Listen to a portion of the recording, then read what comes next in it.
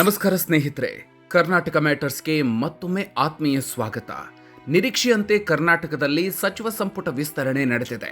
ಇದರ ಬೆನ್ನಲ್ಲೇ ಕಾಂಗ್ರೆಸ್ ಪಕ್ಷದಲ್ಲಿ ದೊಡ್ಡ ಬಂಡಾಯದ ಬಿರುಗಾಳಿಯೇ ಎದ್ದಿದೆ. ಮುಖ್ಯಮಂತ್ರಿ ಡಿಕೆ ಶಿವಕುಮಾರ್ ಅವರು ಅಧಿಕಾರ ವಹಿಸಿಕೊಂಡ ಸರಿಯಾಗಿ 2 ತಿಂಗಳ ಬಳಿಕ 19 ಹೊಸ ಶಾಸಕರಿಗೆ ಸಚಿವ ಸ್ಥಾನ ನೀಡಿ ಸಂಪುಟ ವಿಸ್ತರಣೆ ಮಾಡಿದ್ದಾರೆ. ಆದರೆ ಈ ಪಟ್ಟಿಯಲ್ಲಿ ತಮ್ಮ ಹೆಸರಿಲ್ಲ ಅಂತ ಕೆರಳಿರುವ ಕೆಲವು ಹಿರಿಯ ಶಾಸಕರು ನೇರವಾಗಿ ರಾಜೀನಾಮೆ ಬೆದರಿಕೆ ಹಾಕಿದ್ದಾರೆ. ಬೆಂಬಲಿಗರು ಬೀದಿಗಿಳಿದು ಟೈರ್ ಸುಟ್ಟು ಪ್ರತಿಭಟನೆ ನಡೆಸಿದ್ದಾರೆ.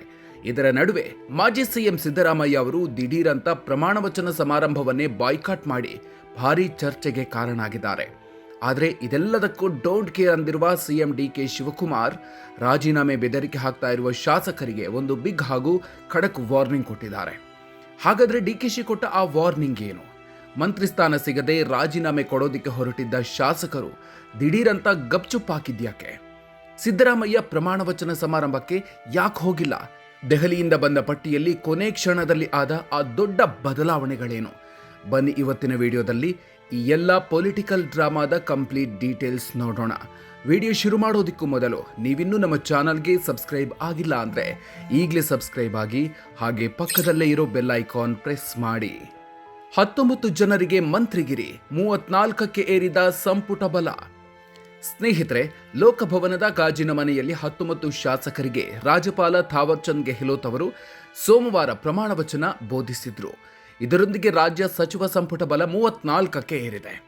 Zameer Ahmed Khan, Madhu Bangarappa, N Chalavarayaswamy, PM Narendra Swamy, Shivraj Tangadagi, Lakshmana Savadi, S Mallikarjun ಸೇರಿದಂತೆ ಒಟ್ಟು 19 ಶಾಸಕರು ಮಂತ್ರಿಗಳಾಗಿದ್ದಾರೆ. ಆದರೆ ದೆಹಲಿಯಿಂದ ಬಂದ ಪಟ್ಟಿಯಲ್ಲಿ 20 ಜನರ ಹೆಸರಿತ್ತು. ಕೊನೆ ಕ್ಷಣದಲ್ಲಿ ಪರಿಷತ್ ಸದಸ್ಯೆ ಗಾಯತ್ರಿ ಶಾಂತೇಗೌಡ ಅವರ ಹೆಸರನ್ನ ಪಟ್ಟಿಯಿಂದ ಕೈಬಿಡಲಾಯಿತು. ಇದರಿಂದಾಗಿ ಕಾಂಗ್ರೆಸ್ ಸಂಪುಟದಲ್ಲಿ ಒಬ್ಬರೇ ಒಬ್ಬ ಮಹಿಳಾ ಸಚಿವೆಯೂ ಇಲ್ಲದಂತಾಗಿದ್ದು, ಪಕ್ಷದೊಳಗೆ ಮಹಿಳಾ ಶಾಸಕಿಯರ ಆಕ್ರೋಶ ಸ್ಫೋಟಗೊಂಡಿದೆ. ಪಕ್ಷದಲ್ಲಿ 5 ಮಹಿಳಾ ಶಾಸಕಿಯರಿದ್ರೂ ಯಾರಿಗೂ ಅವಕಾಶ ಸಿಕ್ಕಿಲ್ಲ. ಬೀದಿಗಿಳಿದ ಬೆಂಬಲಿಗರು, ಸಾಮೂಹಿಕ ರಾಜೀನಾಮೆ ಬೆದರಿಕೆ. ಇನ್ನು ಸಚಿವ ಸ್ಥಾನ ಸಿಗದ ಶಾಸಕರ ಬೆಂಬಲಿಗರು ರಾಜ್ಯಾದ್ಯಂತ ಪ್ರತಿಭಟನೆಗಿಳಿದಿದ್ದಾರೆ. ವಿಜಯನಗರ ಕ್ಷೇತ್ರದಲ್ಲಿ ಎಂ ಕೃಷ್ಣಪ್ಪ ಮತ್ತು ಪ್ರಿಯಾ ಕೃಷ್ಣ ಬೆಂಬಲಿಗರು ಸಿಎಂ ಡಿಕೆ ಶಿವಕುಮಾರ್ ಪ್ರತಿಕೃತಿ ದಹಿಸಿ ಆಕ್ರೋಶ ವ್ಯಕ್ತಪಡಿಸಿದ್ದಾರೆ. ಅಷ್ಟೇ ಅಲ್ಲ, ಬ್ಲಾಕ್ ಕಾಂಗ್ರೆಸ್ ಅಧ್ಯಕ್ಷರು ಸೇರಿದಂತೆ ಎಲ್ಲಾ ಪದಾಧಿಕಾರಿಗಳು ಸಾಮೂಹಿಕ ರಾಜೀನಾಮೆ ಪತ್ರವನ್ನು ಬಿಕೆ ಹರಿಪ್ರಸಾದ್ ಅವರಿಗೆ ರವಾನಿಸಿದ್ದಾರೆ. ಇತ್ತ ಎಂ ಕೃಷ್ಣಪ್ಪ ಅವರನ್ನು ಸಮಾಧಾನ ಪಡಿಸೋದಕ್ಕೆ ಸಿಎಂ ಕಳುಹಿಸಿದ್ದ ಸಚಿವರಾದ ಚಲವರಾಯಸ್ವಾಮಿ ಮತ್ತು ಬಾಲಕೃಷ್ಣ ಅವರಿಗೂ ಭೇಟಿಗೆ ಅವಕಾಶ ನೀಡದೆ ವಾಪಸ್ ಕಳಿಸಲಾಗಿತ್ತು.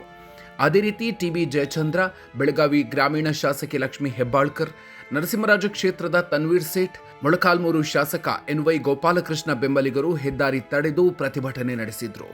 ಇಂಡಿ ಶಾಸಕ ಯಶವಂತರಾಯಗೌಡ ಪಾಟೀಲ್ ಹಾಗೂ ಭದ್ರಾವತಿಯ ಬಿಕೆ ಸಂಗಮೇಶ್ವರ್ ಅವರು ರಾಜೀನಾಮೆ ಸಲ್ಲಿಸಿದ್ರು. ತುಮಕೂರು ಹಿರಿಯ ನಾಯಕ ಕೆಎನ್ ರಾಜಣ್ಣ ಅವರ ಪುತ್ರ ರಾಜೇಂದ್ರ ಕೂಡ ನಮ್ಮ ತಂದೆ ನೇರ ನುಡಿಯ ವ್ಯಕ್ತಿ, ಅದಕ್ಕೆ ಅವರಿಗೆ ಮಂತ್ರಿ ಸ್ಥಾನ ತಪ್ಪಿರಬಹುದು ಅಂತ ಅಸಮಾಧಾನವನ್ನ ಹೊರಹಾಕಿದ್ದಾರೆ. ದಿನೇಶ್ ಗುಂಡೂರಾವ್ ಕೂಡ ಸಚಿವ ಸ್ಥಾನ ಕೈ ತಪ್ಪಿದ್ದಕ್ಕೆ ಬೇಸರ ಹೊರಹಾಕಿದ್ದಾರೆ. ಸಿದ್ದರಾಮಯ್ಯ ಅಸಮಾಧಾನ, ಪ್ರಮಾಣ ವಚನದಿಂದ ದೂರ ಉಳಿದಿದ್ಯಾಕೆ ಮಾಜಿ ಸಿಎಂ? ಇದೆಲ್ಲದರ ನಡುವೆ ದೊಡ್ಡ ಶಾಕ್ ಅಂದ್ರೆ ಕಾಂಗ್ರೆಸ್ ಹಿರಿಯ ನಾಯಕ ಸಿದ್ದರಾಮಯ್ಯ ಅವರು ಪ್ರಮಾಣ ವಚನ ಸಮಾರಂಭಕ್ಕೆ ಹೋಗದೆ ಕಾವೇರಿ ನಿವಾಸದಲ್ಲಿ ಉಳಿದುಕೊಂಡಿದ್ರು. ಮೂಲಗಳ ಪ್ರಕಾರ ಸಿದ್ದರಾಮಯ್ಯ ಅವರು ತಮ್ಮ ಬೆಂಬಲಿಗ ಕುರುಬ ಸಮುದಾಯದ ಬಸವರಾಜ ಶಿವಣ್ಣನವರವರಿಗೆ ಸಚಿವ ಸ್ಥಾನ ಕೇಳಿದ್ರು. ಆದರೆ ಹೈಕಮಾಂಡ್ ಕೊನೆ ಕ್ಷಣದಲ್ಲಿ ಅವರ ಹೆಸರನ್ನ ಕೈಬಿಟ್ಟು ಮಹಿಳಾ ಕೋಟಾದಡಿ ಗಾಯತ್ರಿ ಶಾಂತೇಗೌಡ ಹೆಸರನ್ನ ಸೇರಿಸಿತ್ತು. ಜೊತೆಗೆ ಸಿದ್ದರಾಮಯ್ಯನವರ ಪರಮಾಪ್ತೆ ಉಮಾಶ್ರೀ ಅವರಿಗೂ ಅವಕಾಶ ತಪ್ಪಿತ್ತು. ಇದರಿಂದ ತೀವ್ರ ಬೇಸರಗೊಂಡ ಸಿದ್ದರಾಮಯ್ಯ ಈ ಕಾರ್ಯಕ್ರಮವನ್ನೇ ಬಹಿಷ್ಕರಿಸಿದ್ರು. ಇದಲ್ಲದೆ ಉತ್ತರ ಕನ್ನಡದ ಮಂಕಾಳು ವೈದ್ಯ ಅವರ ಹೆಸರನ್ನ ಕೊನೆ ಕ್ಷಣದಲ್ಲಿ ತೆಗೆದು ದಾವಣಗೆರೆಯ ಎಸ್ ಮಲ್ಲಿಕಾರ್ಜುನ್ ಅವರಿಗೆ ಮಂತ್ರಿ ಸ್ಥಾನ ನೀಡಿದ್ದು ಕೂಡ ದೊಡ್ಡ ವಿವಾದಕ್ಕೆ ಕಾರಣ ಆಗಿದೆ. ಸಿಎಂ ಡಿಕೆಶಿ ಖಡಕ್ ವಾರ್ನಿಂಗ್, ಶಾಸಕರು ಗಪ್ಚುಪ್. ಇಷ್ಟೆಲ್ಲ ರಾದ್ದಾಂತ ನಡೀತಾ ಇದ್ರು ಮುಖ್ಯಮಂತ್ರಿ ಡಿಕೆ ಶಿವಕುಮಾರ್ ಮಾತ್ರ ಡೋಂಟ್ ಕೇರ್ ಅಂದಿದ್ದಾರೆ. ರಾಜೀನಾಮೆ ಬೆದರಿಕೆ ಹಾಕ್ತಾ ಇರುವ ಶಾಸಕರಿಗೆ ನೇರವಾಗಿಯೇ ಖಡಕ್ ವಾರ್ನಿಂಗ್ ಕೊಟ್ಟಿದ್ದಾರೆ. ಯಾರು ರಾಜೀನಾಮೆ ಕೊಡ್ತಾರೋ ಕೊಡ್ಲಿ, ಕೆಲವೇ ನಿಮಿಷಗಳಲ್ಲಿ ನಾನದನ್ನು ಅಂಗೀಕರಿಸ್ತೀನಿ. ಪಕ್ಷಕ್ಕಿಂತ ಯಾರೂ ದೊಡ್ಡವರಲ್ಲ. ನಾನು ಧರಂಸಿಂಗ್ ಮತ್ತು ಸಿದ್ದರಾಮಯ್ಯನವರ ಕಾಲದಲ್ಲಿ ಸಚಿವನಾಗದಿದ್ದಾಗ ತಾಳ್ಮೆಯಿಂದ ಇರಲಿಲ್ವಾ? ಬಂಗಾರಪ್ಪ ಅವರು ತಾಳ್ಮೆಯಿಂದ ಕಾದಿದ್ದಕ್ಕೆ ತಾನೇ ಮುಂದೆ ಸಿಎಂ ಆಗಿದ್ದು. ಈಗ ರಾಜೀನಾಮೆ ಕೊಡೋರೆಲ್ಲ ಕೇವಲ ಪಾಲಿಟಿಕ್ಸ್ ಮಾಡ್ತಿದ್ದಾರೆ ಅಂತ ಸಿಎಂ ಗುಡುಗಿದ್ದಾರೆ. ಜೊತೆಗೆ ಹೊಸ ಸಚಿವರಿಗೆ ಕೂಡಲೇ ಬರಪೀಡಿತ ಜಿಲ್ಲೆಗಳ ಪ್ರವಾಸ ಆರಂಭಿಸಿ ಟೈಮ್ ವೇಸ್ಟ್ ಮಾಡಬೇಡಿ ಅಂತ ಕಟ್ಟುನಿಟ್ಟಿನ ಸೂಚನೆ ಕೊಟ್ಟಿದ್ದಾರೆ. ವಿಶೇಷ ಅಂದರೆ ಸಿಎಂ ಅವರ ಈ ಖಡಕ್ ವಾರ್ನಿಂಗ್ ಬಳಿಕ ರಾಜೀನಾಮೆ ಕೊಡ್ತೀನಿ ಅಂತಿದ್ದ ಶಾಸಕರು ಗಪ್ ಚುಪ್ ಆಗಿದ್ದಾರೆ. ಉದಾಹರಣೆಗೆ ಬೇಳೂರು ಗೋಪಾಲಕೃಷ್ಣ ಅವರು ಸಿಎಂ ಅವರನ್ನ ಭೇಟಿಯಾದ ಬಳಿಕ ನಾನು ರಾಜೀನಾಮೆ ಕೊಡಲ್ಲ, ಪಾರ್ಟಿ ಕಟ್ಟುವ ಕೆಲಸ ಮಾಡ್ತೀನಿ ಅಂತ ಹೇಳಿಕೆ ಬದಲಿಸಿದ್ದಾರೆ. ಒಟ್ಟಿನಲ್ಲಿ ಸ್ನೇಹಿತರೆ, ಮುಂಬರುವ 2028ರ ಚುನಾವಣೆಯನ್ನ ದೃಷ್ಟಿಯಲ್ಲಿಟ್ಟುಕೊಂಡು ಹೈಕಮಾಂಡ್ ಜಾತಿ ಲೆಕ್ಕಾಚಾರದ ಆಧಾರದ ಮೇಲೆ ಸಂಪುಟ ರಚಿಸಿದೆ. ಆದರೆ ಹಿರಿಯರನ್ನ ಕಡೆಗಣಿಸಿರೋದು ಹಾಗೂ ಸಿದ್ದರಾಮಯ್ಯನವರ ಅಸಮಾಧಾನ ಮುಂದಿನ ದಿನಗಳಲ್ಲಿ ಸರ್ಕಾರಕ್ಕೆ ಯಾವ ರೀತಿಯಲ್ಲಿ ಹೊಡೆತ ನೀಡುತ್ತೆ ಅನ್ನೋದನ್ನ ನೋಡಬೇಕಿದೆ. ಈ ಬಗ್ಗೆ ನೀವೇನು ಹೇಳ್ತೀರಿ? ಸಚಿವ ಸ್ಥಾನ ಸಿಗದವರ ರಾಜೀನಾಮೆ ಬೆದರಿಕೆ ಸರಿನಾ, ಅಥವಾ ಸಿಎಂ ಡಿಕೆ ಶಿವಕುಮಾರ್ ಅವರ ಈ ಖಡಕ್ ನಡೆ ಸರಿಯಾಗಿದೆಯಾ? ಸಿದ್ದರಾಮಯ್ಯನವರ ಅಸಮಾಧಾನ ಸರ್ಕಾರಕ್ಕೆ ಕಂಟಕ ಆಗಲಿದೆಯಾ? ಕಾಮೆಂಟ್ ಬಾಕ್ಸ್ನಲ್ಲಿ ತಪ್ಪದೆ ನಿಮ್ಮ ಅನಿಸಿಕೆ ಹಂಚಿಕೊಳ್ಳಿ. ಈ ಇನ್ಫಾರ್ಮೇಟಿವ್ ವಿಡಿಯೋ ನಿಮಗೆ ಇಷ್ಟ ಆಗಿದ್ರೆ ವಿಡಿಯೋ ಲೈಕ್ ಮಾಡಿ ಮತ್ತು ಪ್ರತಿಯೊಬ್ಬರಿಗೂ ಶೇರ್ ಮಾಡಿ.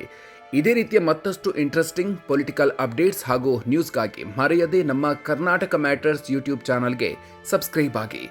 ಮುಂದಿನ ವಿಡಿಯೋದಲ್ಲಿ ಮತ್ತೊಂದು ಇಂಟ್ರೆಸ್ಟಿಂಗ್ ವಿಚಾರದ ಜೊತೆಗೆ ಮತ್ತೆ ಸಿಗೋಣ. ಅಲ್ಲಿವರೆಗೂ ನಮಸ್ಕಾರ.